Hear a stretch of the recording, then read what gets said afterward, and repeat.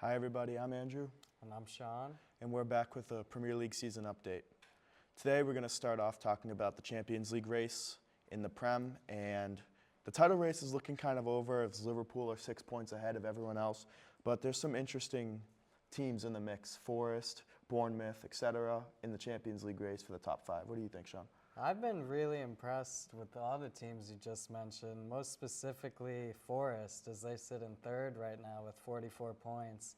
And I've been really impressed with their front three of Alanga, Chris Wood, and Hudson-Odoi. Super creative and honestly going toe-to-toe with some of the best teams as we've seen over the past few weeks.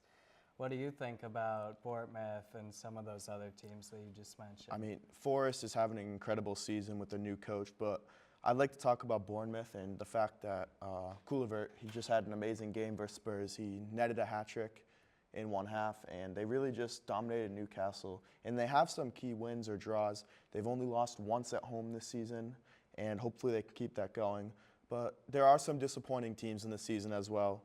Let's talk about the Uniteds, the West Hams, and the Spurs, who are 13th through 15th round, fighting relegation. Not something you normally hear from those three teams.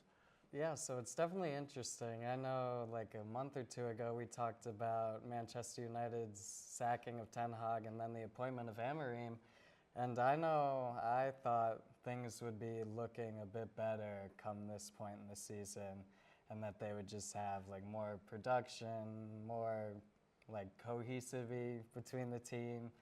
And they've just not come together at all under Amorim, and the back three looks super porous every game. What do you think about United and then also Tottenham and West Ham? I just think United they don't have the talent. They're selling all their wingers right now, and they haven't really been able to bring anyone in. We talked about a couple months ago maybe bringing in Gyökeres, and I think they're going to have to put that on hold till the summer and just try to fight relegation. But on talking about Tottenham, this is just, I don't know if it's a bad season, but the last month they've been perished with injuries. They've lost 2 keepers, and Son's production this year has not been to the level of Son of past years. One of probably the best winger in Spurs history has been struggling this season, and Solanke's really been the only one who's been able to put the ball in the net for Spurs this year. Yeah, Solanke, he's been good, and then Kulusevski I think also has moments of brilliance. But Son definitely is not the formidable force that I used to think about when I saw Spurs on the schedule. You know you need to lock up Son.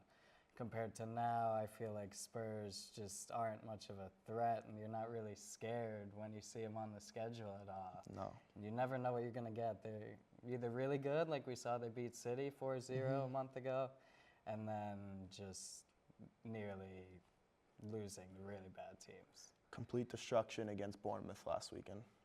So I want to talk about the relegation battle. So Southampton, not arguably, they are having the worst season in the Premier League history. They've only been able to net 1 win and 3 draws in over half the season, which is very poor. But Leicester, Ipswich, Wolves, and Everton are all within 6 points of each other. Yeah, I definitely like the way Ipswich plays. I feel like they have an identity and they're sticking it out with their manager. And then Wolves and Everton, I'll let you kind of take that over. What do you think about them? New coaches, we'll see how they do under the new regime. Okay, now we're going to pass it to Elliot and Tommy with an NBA season update.